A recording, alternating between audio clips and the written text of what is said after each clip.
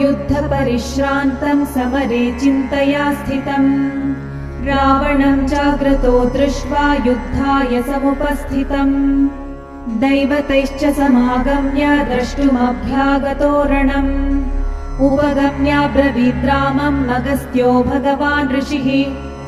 राम राम महाबाहो शृणु गुह्यं सनातनम् येन सर्वनरीन् वत्स समरे विजयिष्यसि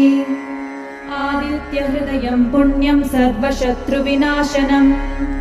जयावहं जपे नित्यम् अक्षय्यं परमं शिवम् सर्वमङ्गलमाङ्गल्यं सर्वपापप्रणाशनम् चिन्ताशोकप्रशमनम् आयुर्वर्धनमुत्तमम् रश्मिमन्तं समुद्यन्तं देवासुरनमस्कृतम् पूजयस्व विभस्वन्तं भास्करं भुवनेश्वरम्